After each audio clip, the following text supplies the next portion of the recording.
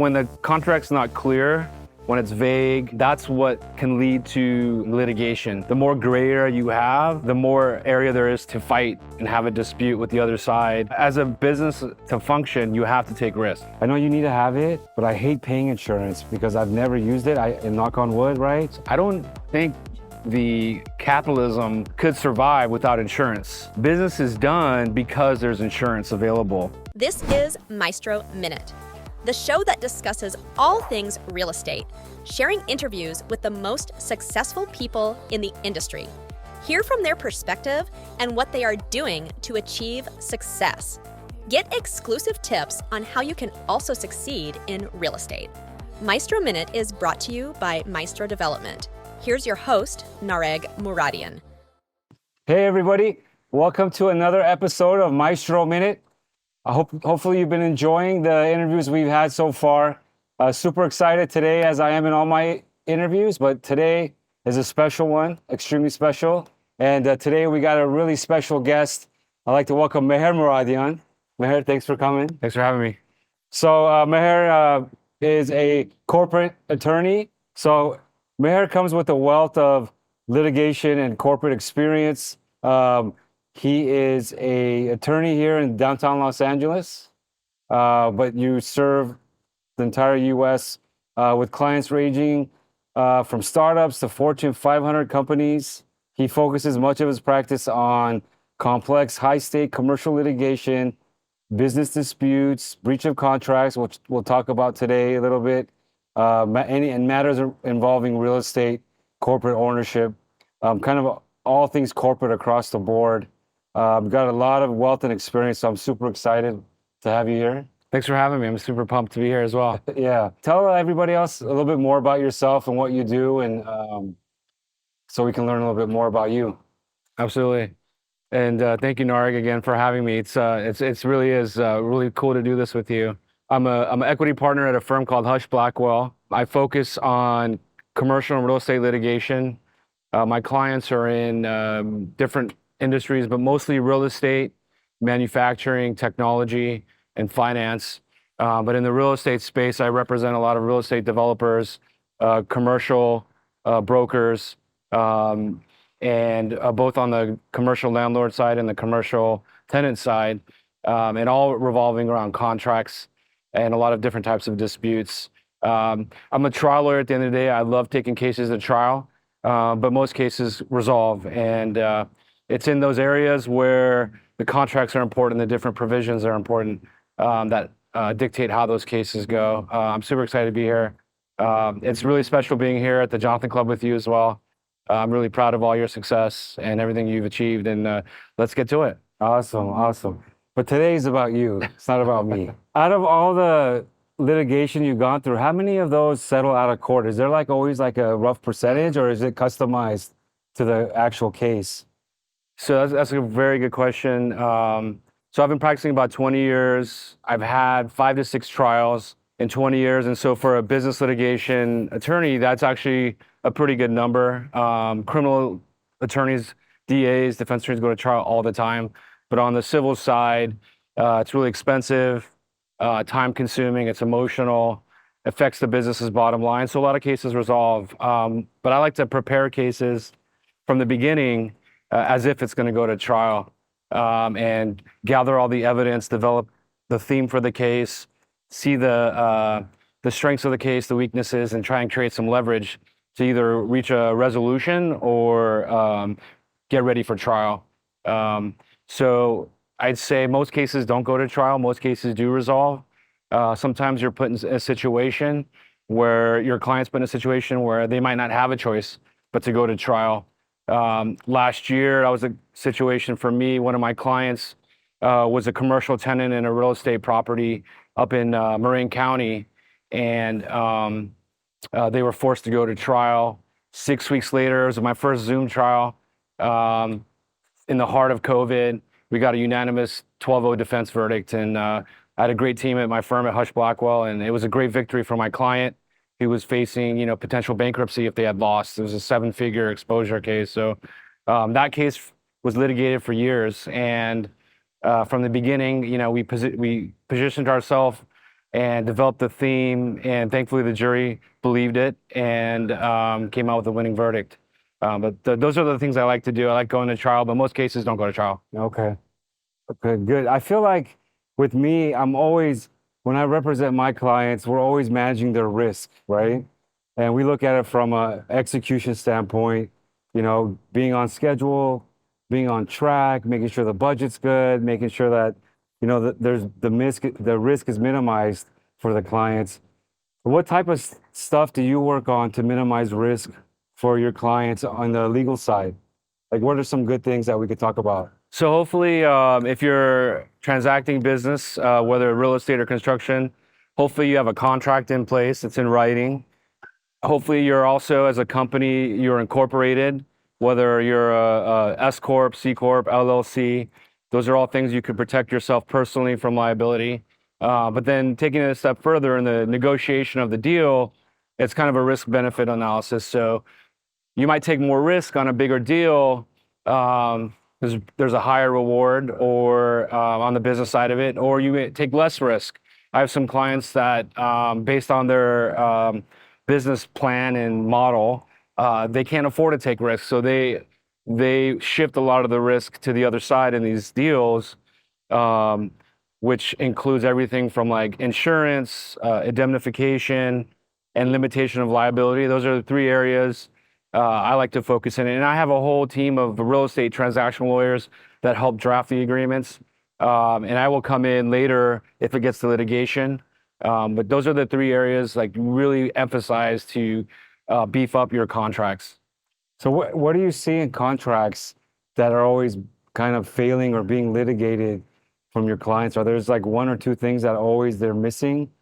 Like is there a certain thing that you should make sure it's in your contract? Yeah, well, hopefully those agreements aren't drafted by me or my office, but when the contract's not clear, when it's vague, that's what can lead to litigation. The more gray area you have, the more area there is to fight and have a dispute with the other side. And so that includes like everything from like indemnification, and I can talk about what that means, to what are your rights and responsibilities on the agreement? What are the, representations and warranties you're supposed to fulfill pursuant to the agreement?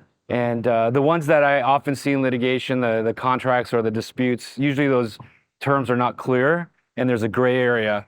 But in this, climate that we're in with, post-COVID, potential recession, are we in a recession? I think people are counting their pennies more.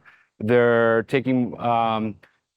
filing more lawsuits. I've seen some lawsuits that are just completely frivolous, and I've been able to get clients out of either for a nuisance settlement amount or dismissed eventually, which has been great. But I think people are more inclined when the economy goes down to file more lawsuits, and that's what I'm seeing now. How do you advise your clients on shifting risk away from them, whether it's indemnity or something else?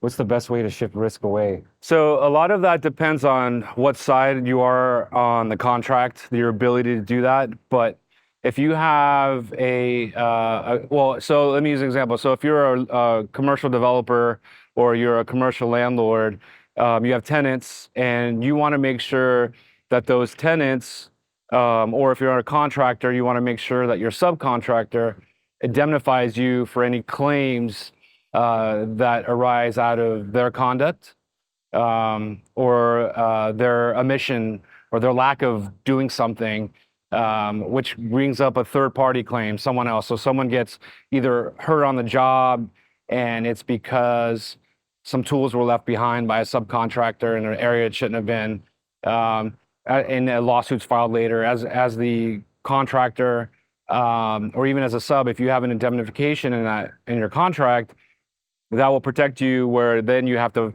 either file a cross complaint against the contractor or the tenant to defend you and indemnify you in a lawsuit. So that's one really good way of doing it. Also, limitation of liability clauses are a great area where you can limit your exposure in litigation. So things like loss of business, lost profits, claims for those things, general damages, consequential damages. incidental damage. Those are kind of legal terms, but basically damages that have arisen, out of the transaction. You can limit that as a commercial landlord or as a contractor in real estate. I sign a lot of contracts. I feel like if I would send them to you, you'd be like, don't sign it because obviously it's not in my favor, right, for my business.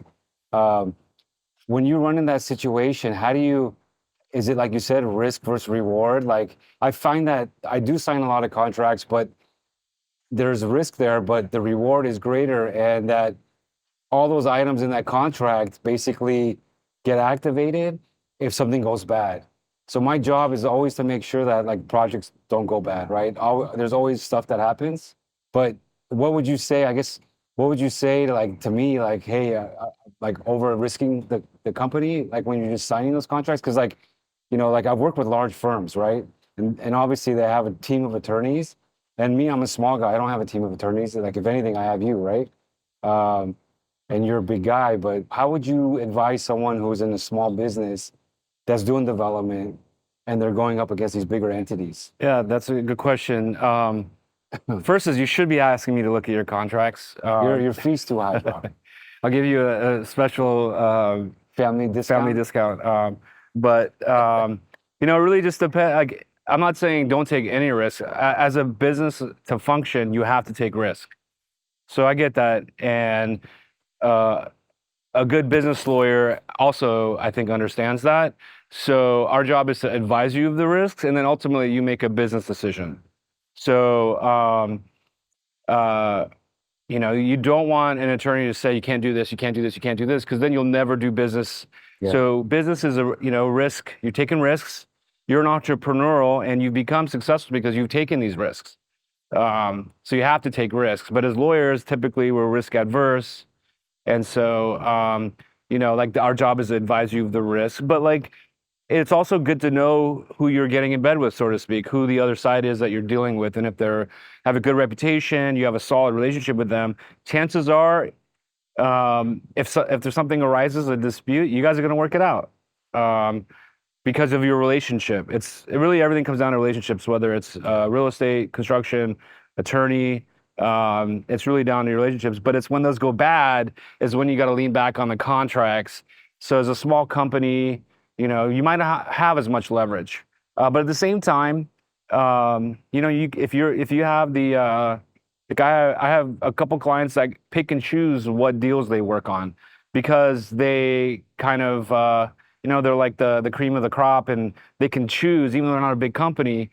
And sometimes if the risk is too high, they pass on that project. I know you, and I know that you have good relationships, and I'm not worried about you.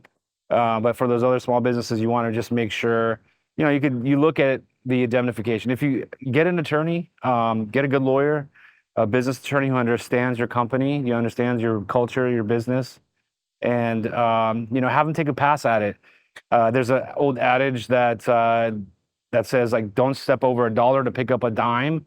Sometimes it's a good investment, but you got to have the right, team in place, the right partner. I look at my relationship with my clients. I'm a partner on their team. They might have, a real estate developer, might have an architect or a CPA. Then I'm, the lawyer on the team, and we collaboratively kind of give the information. You got to do your due diligence, Yeah. So that's good. I agree with you 100%.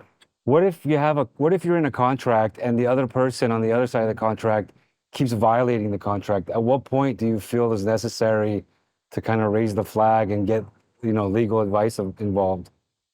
Yeah, that's a really good question, because if you don't defend your contract, there's an argument that you've waived your rights. And so if you end up later filing lawsuit against them for a breach of contract, they could argue in their defense that you waived your rights and you accepted the additional terms or the modification of the terms because you never objected to it.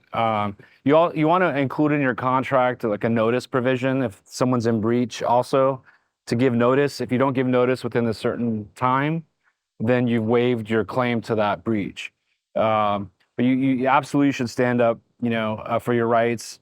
Once you get you don't need to get a lawyer involved right away, but you should let the other side know in writing that they're in breach, that they're violated the terms of the agreement, and they're on notice. And then later, just depending on like how much you've been damaged, you could file the lawsuit.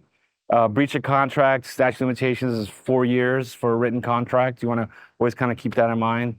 A verbal contract, oral contract's 2 years from the date you found out about the breach. So, anything beyond that, you're barred anyways. So, but you want to, I mean, as a business too, your bottom line, you might not be able to wait. Yeah. You might not have no choice except to go after them because it's affecting your bottom line. Let's talk a little bit about insurance. Like I personally, I know you need to have it, but I hate paying insurance because I've never used it. And knock on wood, right?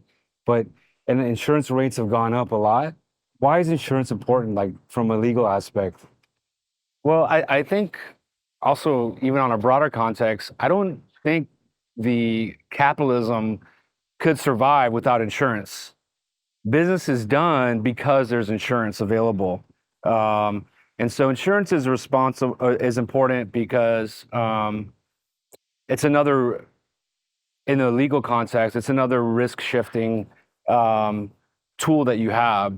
So you can require in your agreements that the other side maintains insurance so that if there's any claims that they would make a claim on their insurance. But you have yourself at least in place a minimum commercial general liability insurance. Right. If something happens on your job, whether it's like workers' comp or employee or auto accidents, you got to have commercial general liability. Otherwise, you're kind of like, you're out there naked. So insurance is really important. What different types of insurances? Like there's liability insurance, property insurance, right? What other insurances, like lease insurance? Like talk a little bit about those in real estate that you focus on. In the real estate context, I've seen it where in a commercial property, and one tenant's damage has caused another tenant's damage. And so as a commercial landlord or even as a commercial tenant, depending on what caused the damage, that's whose insurance would be triggered to repair the property damage. And a lot of what you've seen out of COVID is this business interruption. So you've seen a lot of companies try to make claims through their either property damage insurance or commercial general liability insurance for loss of business revenue. And the cases are somewhat mixed, I would say. But that's an area where insurance potentially could pick up, the damages. So it's important to have, and I would say to the deals you're on, to the extent you could have the other side have their insurance be primary first. And that's all negotiable. That's all part of the negotiation. So do you get involved in insurance negotiations, or you just come like afterward when it's being litigated? Yeah, no. So the real estate transactional lawyers that I work with, and the just transactional lawyers at Hush Blackwell that work with me on my team, that's all part of the redlining process. So we'll get a contract, or we'll draft a contract and try to make it favorable to the client, because it is really about shifting risk to the other side as much as you can. And again, it goes back to that risk benefit analysis. So depending on the deal, you may not need to do it, and depending on who you're working with. And at the end of the deal, we want our clients to close the deal. We don't want to stand in the way of closing a deal. And so, that's my mantra. Yeah, no, great point. I feel like we've covered insurance and contracts. I mean, the world is moving so fast. I feel like everything's being expedited, and now we have like this introduction to, artificial intelligence. There's all these new softwares coming out about it. How has that impacted what you're doing, and like, where do you see that going for real estate and in the legal world? Yeah, so AI has actually kind of become a passion of mine, just because I think that's where we're headed. We don't have a choice. So either are going to get ahead of it, or you're going to get left behind. So I know that at my firm, we've invested a lot in legal AI, generative AI. And I'm on the firm's AI committee, and we're developing AI policy for lawyers, like how do you properly use AI? So on the legal side of it, I could talk about that. And on the real estate side of it, even on the just construction side of it, any any contract you have is the amount of time to draft that contract is going to be cut short, because now you're going to have all these. I mean, they say AI is as good as the data. So imagine an AI where you have all these contracts that you've uploaded into the AI database, and now it can pull from these agreements. You can say, okay, give me a contract for a ground lease in Los Angeles between a commercial landlord and a commercial tenant. And the generative AI can draft a sample agreement, which is great, but Who typically would do that? Who usually drafts the draft? yeah, I mean, so that's a good question. I mean, so one of the questions with AI is the information you get is only as good as the prompt. So the question you ask it. So you gotta know what to ask the AI, how to draft it. So, there used to be a saying that I would hear is, don't confuse your Google degree with my law school degree. I think that would be said I've never heard that. for AI. Don't, so you have to be careful with AI because Don't confuse your Google degree. yes, Who has people say that they act like they have your Google search. Oh, I see. Your I Google see. search. Okay. Yeah, because you can Google a lot of things, and whether it's like you Google like, oh, my neck hurts, like Yeah. you can hear like the worst things. You got to really know, and you really got to go to a doctor. Yeah. The same with law. And I think it applies to AI. I see. You got to know the right questions to ask. But also, there's an ethics side of it for lawyers. But I think also for business people is you have to make sure what it's giving you is actually what you want. I think it's a good starting point, but I don't think we'll ever get replaced, because you got to have a second set of eyes on it to make sure it's right. I mean, there's two famous cases, and I just presented on this a few weeks back to the International Council of Shopping Centers. They have this conference every year, and I led a roundtable on AI and talked about these cases. And one is a case in New York, and the attorney submitted a brief and used, I think it was ChatGPT, to find cases to support his position. And then when the other side went to draft their opposition, they researched the cases and found out that those cases don't even exist. So basically, the AI made up these fake cases, and not because it's evil, but the way that Raw AI data. works. Oh, it made up the cases? It made up the cases, because the way that AI works, it's like a learning machine. So it's really like trying to find the words to match your prompt, your question. So in its algorithms or whatever code, it came up with these cases that don't exist, not because it's evil, but there is a thing called hallucinations, believe it or not, for AI. So this AI, in this case, hallucinated. In that case, the attorney got sanctioned $5,000 for coming up with a fake case and had to apologize. So he didn't verify the information from AI. Correct. He just went with it. Yeah, he assumed it was true, and so I mean, so you always have to verify. It's it's like what Ronald Reagan said: trust but verify, and so you still have to verify. Yeah, trust but verify, for sure. How much time is saved with using AI? Like, are you talking about like hours, weeks? Yeah, I mean, depending on what you're doing, if you're like in this case drafting a brief or drafting a contract, you could save, I mean, numerous hours, anywhere from like 1 to 10 plus hours, and just researching cases. And it's a really good starting point, but you have to verify it. It could save a lot of time. And then also in terms of like, I've seen it and I've heard from certain clients that they're looking into AI, like being in part of deals. So transacting with the other side, negotiating with the other side, because a lot of negotiation is not done in person, it's done via email. How can AI negotiate? How do they negotiate? Like, because that seems to me it's more than a numbers thing. It's really like there's like a art to negotiating, right? The art of the deal. Right, exactly. So, I mean, Have you seen that happen? Like where there's a negotiation the AI is pushing for a certain value or a certain compromise, or? I haven't personally dealt with it. I've read about it, and what I've read and heard, and it really depends on the size of the deal. So what I'm referring to are not like big deals like big complex deals.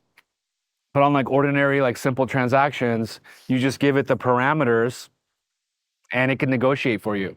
Um, I mean, it's not prevalent, but that's may start happening more. But it's really a fascinating area. It's a lot of it's just kind of like coming into, and I see it happening in the next, 3 to 5 years. It's going to come around really quick. Are you And guys using it right now? we have it. We have a software that's called Co-Counsel, and we have a license for it. We had our firm retreat a month back in Chicago. We were talking about earlier. We actually had the founder of Co-Counsel come and present to the entire Hush Blackwell firm on how it works.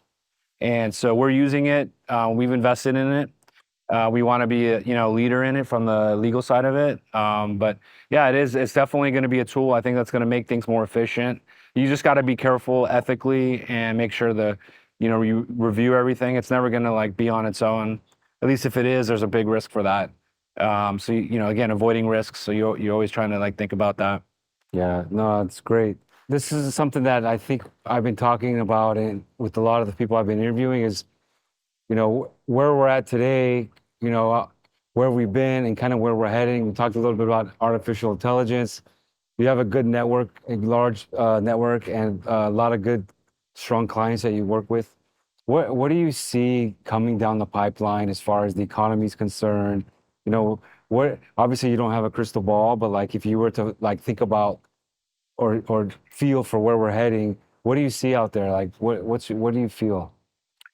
So I like talking to my clients and those in the same industries and real estate, manufacturing, finance, those areas, and see how they feel about what's happening in the economy the last 12 months, projecting out, forecasting out the next 12 months, and what they see happening. Because you read a lot of things, in the news, and you watch Squawk Box on MSNBC, and there's those little, they say in news, if it bleeds, it leads, and so we hear a lot of like doomsday or stuff. But I want to hear from the people that are on the ground and how it's being done. And so things I've heard are in the in the M&A space. Deals are still getting done, not as much as they were before, but there's deals that are getting done, and I've heard that it's going to pick up at the end of this year, and which are there now and carry out through next year. I also heard in commercial real estate, there's still big transactions in industrial. We're in this lovely setting in downtown LA, where there are some issues with people coming back to work, back to the office. A lot of companies, like my firm, we're hybrid, and you can work remotely if you want, but a lot of companies are remote still, and some companies are forcing you to come back. But for office space, that's a really tough area, I'd say. So in the commercial space, it's mostly industrial. And I've heard from other clients that it's really, kind of a soft recession.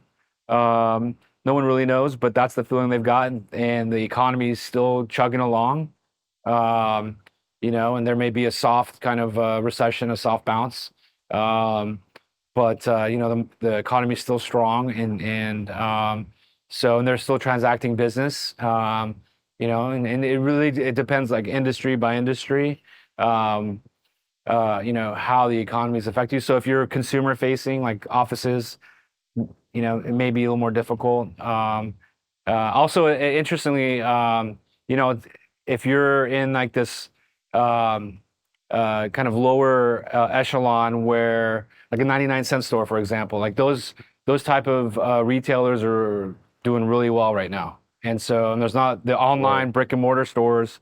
Everyone's shopping online now. Right. And so I've heard that, and I've seen that. I've real estate clients, developers, shopping centers, like there's a lot of foot traffic, and it just depends. Like the luxury side still doing really well, and like the the lower side, I'd say, is doing well. Maybe in the middle is where they're having difficulties.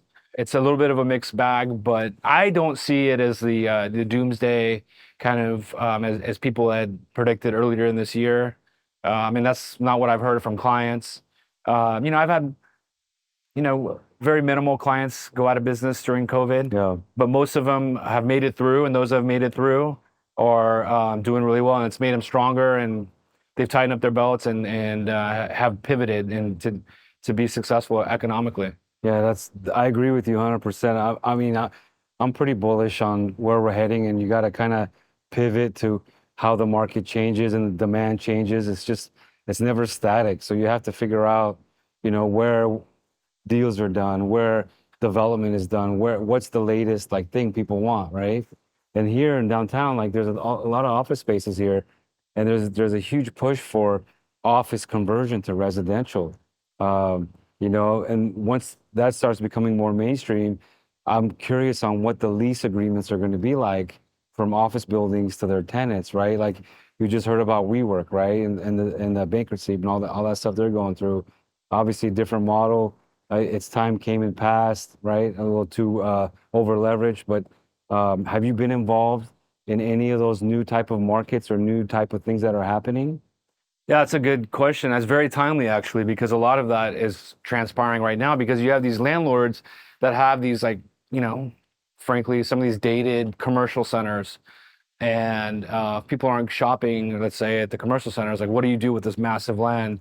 You have a lot of these, like, massive parcels of land that need to be repurposed or reused, or you have different units within those that have to be reused. And so one thing as a landlord is you want to make sure if you have a coffee place, you don't have another tenant who subleases it to a different coffee space because now that lease is being adversely affected and now you have an issue with your other tenant. So you want to be careful how the spaces are repurposed and reused.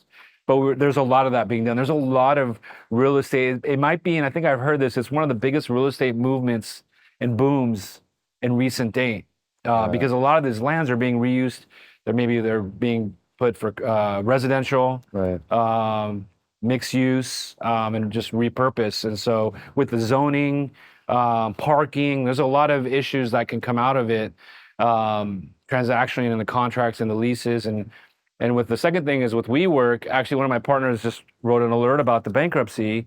And there's like, I want to say over 400 leases, maybe 419 leases, I think I saw. They're trying to renegotiate. And, when on that volume that there may be some leverage they have. I don't know. We don't represent them.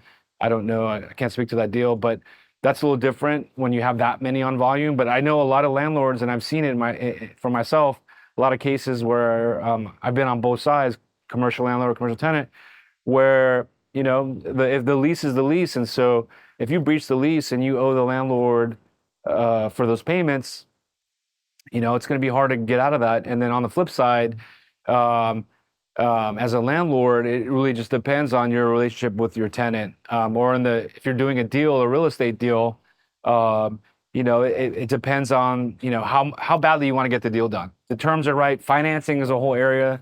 Like the financing may affect the deal. So all that is constantly moving right now. Yeah, no, it's exciting time to see the kind of the demand pivot, especially in the office market. We're looking at a lot of office residential conversions. Prefab is huge, but I think, having a trusted advisor like you on board is huge because, obviously we talked about risk for the past half hour and how minimizing that's super important. So yeah, I think we've covered risk. We've talked about the future. We've talked about contracts. Those are all top items, I think, on our agendas that we always look at. If you guys made it to this interview this far, this is actually my twin brother. Surprise. You probably knew that if you knew us, but if you don't, thank you for making it this far to the interview. Mhare, thanks for coming on. Thank you for having me. Enjoyed this conversation. Hopefully you don't bill me for it. But thank you guys for joining. Hopefully you guys liked it as much as I did. Don't forget to like and subscribe. We got a lot more great content coming up. So stay tuned. And thanks for watching. Thanks for tuning in to the Maestro Minute podcast. Make sure to rate this podcast if you found it helpful, share it with a friend that could use it, and follow us on all major podcast platforms. The Maestro Minute, powered by Maestro Development.